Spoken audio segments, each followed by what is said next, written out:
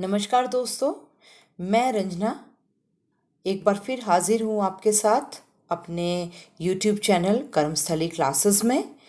और आज हम कुछ इम्पॉर्टेंट बायोलॉजी के क्वेश्चंस करेंगे जो कि प्रीवियस ईयर एग्ज़ाम्स में पूछे जा चुके हैं।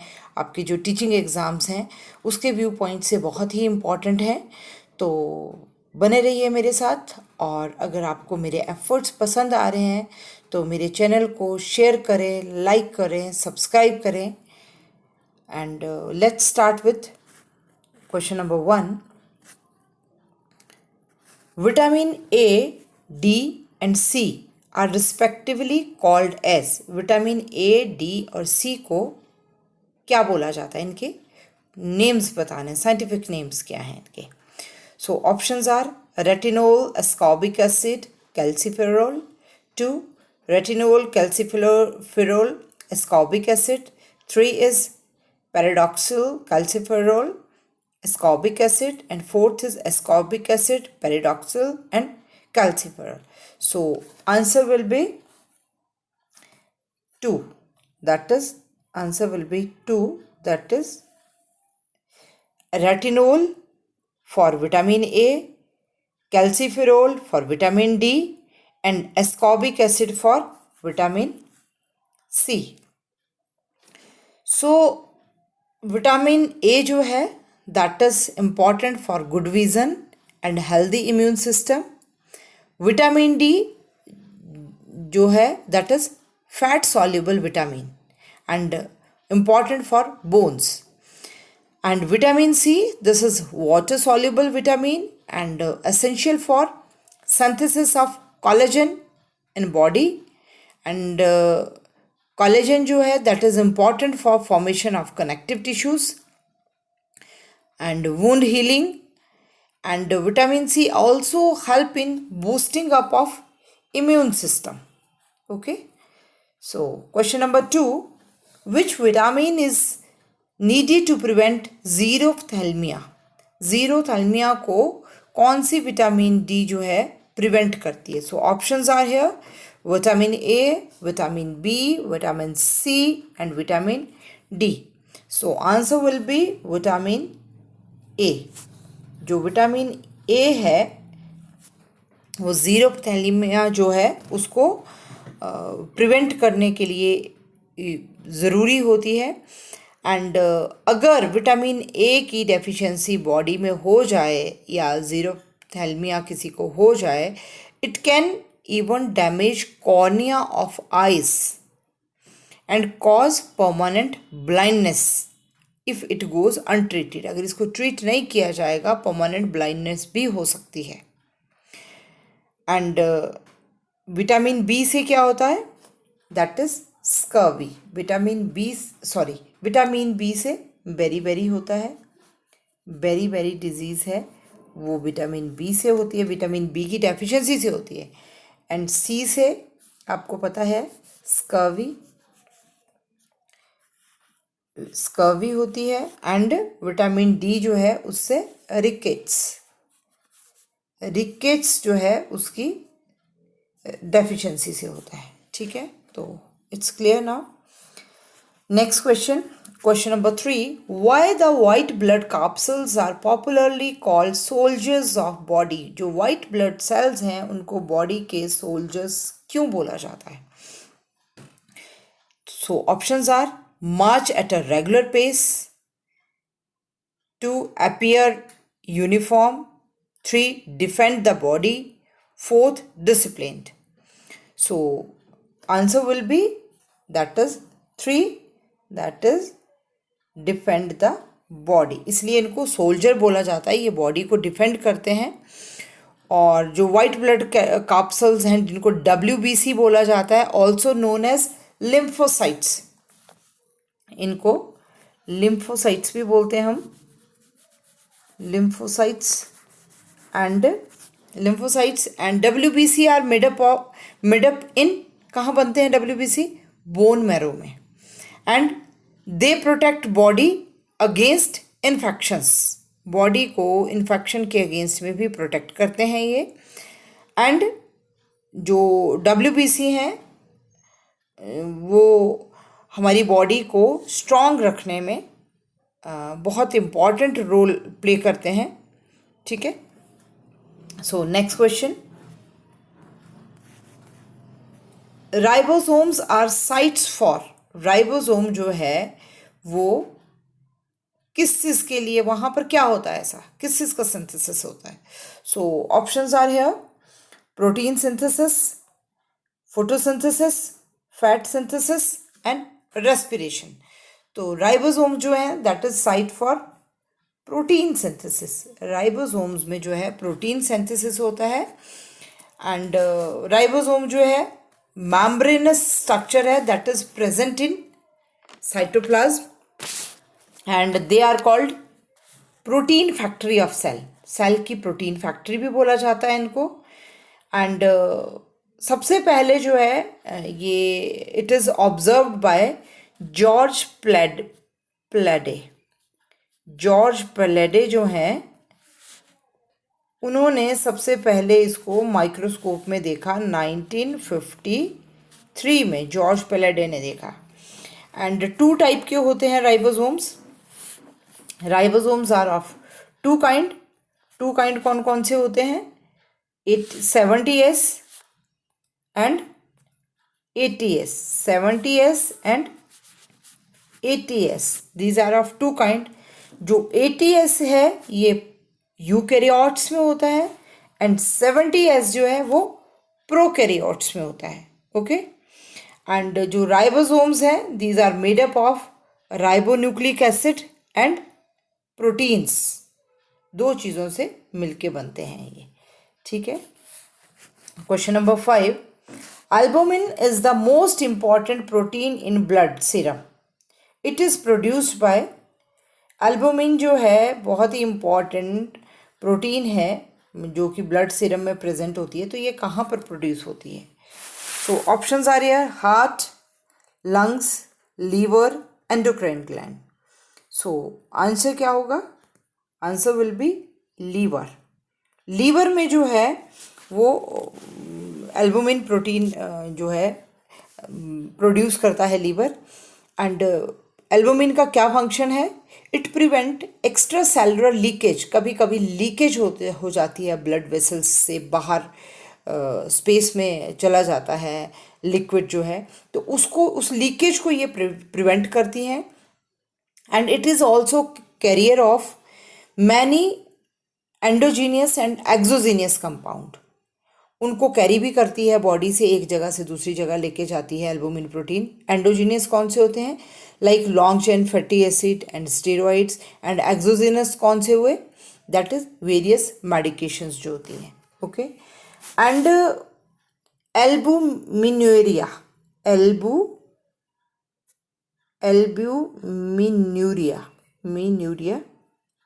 एल्बुमिन्यूरिया जो है एक डिजीज़ है एंड किडनी की डिजीज़ है ये। इट मीन्स जब आपके ब्लड में आपके यूरिन में बहुत ज़्यादा एल्बुमिन आना स्टार्ट हो जाए, इट मीन्स किसी को भी है एल्बुमिनेरिया हो गया है। तो किडनी, मतलब कि आपकी किडनी डिसफंक्शन कर रही है, किडनी वर्क नहीं कर रही है, अदरवाइज किडनी इसको यूरिन तक नहीं पहुंचने देती है, मतलब किडनी खराब हो रही है, देन एल्बुमिन जो है आपके यूरिन में आना शुरू हो जाएगा। Okay, then next question, question number 6, in which of the following ecosystem inverted pyramid of biomass can be observed. जो इन्वर्टेड पिरामिड जो है, पहले हम बात करें पिरामिड्स की। 2 तरह के पिरामिड होते हैं, इन्वर्टेड एंड अपराइट। तो इन्वर्टेड पिरामिड इनमें से किस में होता है? So options are here, marine, tundra, forest, grassland. So answer will be that is marine. जो मरीन इकोसिस्टम है वहाँ पर जो है inverted pyramid of biomass present रहता है। तो इन्वर्टेड का मतलब क्या हुआ कि जब the amount of biomass increases in each trophic level and we move from producer to consumer. जब हम नीचे से ऊपर की तरफ पिरामिड में जाएंगे तो नीचे जो है बायोमास सबसे कम होता, जैसे जैसे हम ऊपर बढ़ते जाएंगे वो बढ़ता जाएगा। तो दैट इज इन्वर्टेड। और अपराइट में इसका ऑपोजिट होता है कि biomass at each trophic level जो है डिक्रीज होता जाएगा। जैसे ही हम बेस से अप की तरफ जाएंगे, प्रोड्यूसर से डिकम्पोजर की तरफ जाएंगे, तो वो डिक्रीज होता जाएगा। तो जो इन्वर्टेड है वो मरीन में होता है, और अपराइट जो है वो टुंड्रा, ग्रासलैंड, फॉरेस्ट उनमें होता है। एंड बायो जो पिरामिड्स हैं 3 काइंड के होते हैं। Number pyramid, number pyramid, number, then दूसरा बायोमास, बायोमास का होता है, और एक एनर्जी का होता है, एनर्जी। 3 तरह के पिरामिड होते हैं। और एनर्जी पिरामिड जो है दिस इज ऑलवेज अपराइट, हमेशा अपराइट होता है energy pyramid. Okay, question number 7, which one among the following is characteristic of T lymphocyte? T lymphocyte का इनमें से क्या कैरेक्टरिस्टिक है? So options are here. Number 1, involved in humoral immunity. Number 2, acquired immunocompetency in the bone marrow. 3, secrete antibodies against antigens. And number 4, 4 type of cells are recognized. So answer will be that is 4 type of cells are recognized. जो T lymphocyte है इसमें 4 तरह की sales होती हैं। कौन सी 4 तरह की होती हैं? helper T cell, helper, second is killer, then mammary, helper, killer, mammary, and fourth is suppressor। 4 type की टी लिम्फोसाइट्स होते हैं। And these are type of white blood cells. और अभी हमने पहले भी किया कि वाइट ब्लड सेल्स का क्या फंक्शन है, इम्यूनिटी को स्ट्रॉन्ग करती है, और इम्यूनिटी स्ट्रॉन्ग है तो हमारी बॉडी भी स्ट्रॉन्ग हो जाएगी। सो ठीक है, then next question, question number 8, teeth that come in handy for crushing and grinding food are called. जो टीथ क्रशिंग और ग्राइंडिंग ऑफ फूड के लिए यूज होते हैं उन टीथ्स को हम क्या बोलते हैं? Premolars, canines, molars, incisors. कौन से होते हैं वो? So answer will be that is molars. उनको हम मोलर्स बोलते हैं, जो ग्राइंडिंग और क्रशिंग के लिए यूज होते हैं। तो आपको पता ही है कि 4 टाइप के टीथ होते हैं।